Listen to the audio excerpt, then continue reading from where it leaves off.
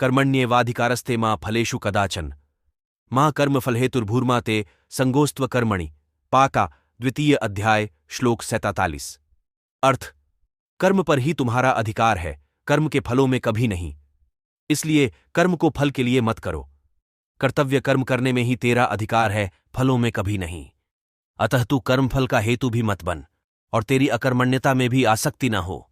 कौन्तेय, अर्जुन, और निश्चय करके युद्ध करो। हतो वा प्राप्यसि स्वर्गम जित्वा वा भोक्ष्यसे महिम तस्मात् उत्तिष्ठ कौन्तेय युद्धाय कृतनिश्चय। द्वितीय अध्याय, श्लोक 27। अर्थ: यदि तुम, अर्जुन, युद्ध में वीरगति को प्राप्त होते हो तो तुम्हें स्वर्ग मिलेगा, और यदि विजयी होते हो तो धरती का सुख पा जाओगे। इसलिए उठो, हे कौन्तेय, अर्जु, कर्म में लीन रहा जाए। ध्यायतो विषयान् पुंसः संगस्तेषूपजायते संगात् संजायते कामः कामात् क्रोधोऽभिजायते। द्वितीय अध्याय, श्लोक 62। अर्थ: विषय वस्तुओं के बारे में सोचते रहने से मनुष्य को उनसे आसक्ति हो जाती है। इससे उनमें कामना यानी इच्छा पैदा होती है और कामनाओं में विघ्न आने से क्रोध की उत्पत्ति होती है। इसलिए कोशिश करें कि विषयाशक्ति से दूर रहते हुए कर्म में लीन रहा जाए। मनुष्य खुद अपना ही का नाश कर बैठता है। क्रोधाद् भवति सम्मोह, सम्मोहात् स्मृति विभ्रम, स्मृतिभ्रंशात् बुद्धिनाशो, बुद्धिनाशात् प्रणश्यति। द्वितीय अध्याय, श्लोक 33। अर्थ: क्रोध से मनुष्य की मति बुद्धिद मारी जाती है, यानी मूर हो जाती है, कुंद हो जाती है। इससे स्मृति भ्रमित हो जाती है। स्मृति भ्रम हो जाने से मनुष्य की बुद्धि नष्ट हो जाती है, और बुद्धि का नाश हो जाने पर मनुष्य खुद अपना ही का नाश कर बैठता है। मानव उसी का अनुसरण करने लग जाते हैं।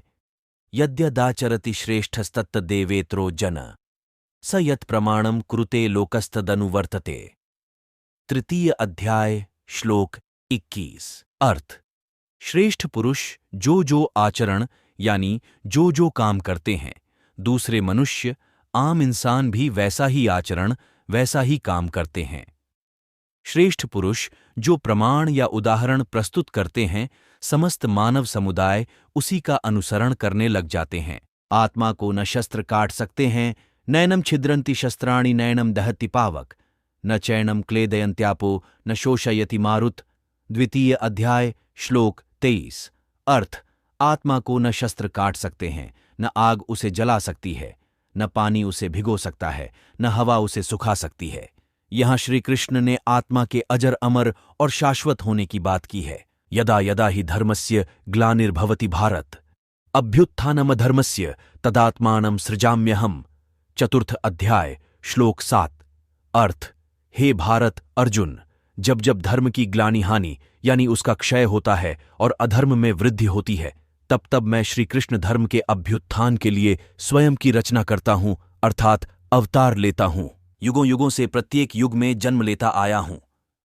परित्राणाय साधूनां विनाशाय च दुष्कृताम् धर्म संस्थापनार्थाय संभवामि युगे युगे एकता। चतुर्थ अध्याय, श्लोक 8। अर्थ: सीधे साधे सरल पुरुषों के कल्याण के लिए और दुष्कर्मियों के विनाश के लिए, धर्म की स्थापना के लिए मैं, श्री कृष्ण, युगों युगों से प्रत्येक युग में जन्म लेता आया हूं।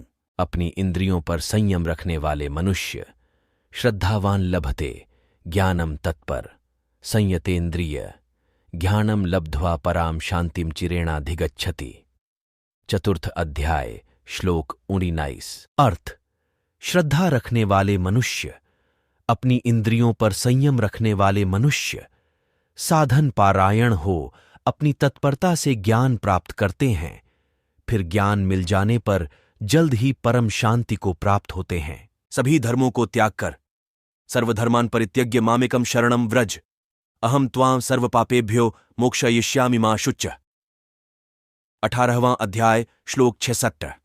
अर्थ: हे अर्जुन, सभी धर्मों को त्याग कर अर्थात हर आश्रय को त्याग कर केवल मेरी शरण में आओ। मैं, श्री कृष्ण, तुम्हें सभी पापों से मुक्ति दिला दूंगा, इसलिए शोक मत करो।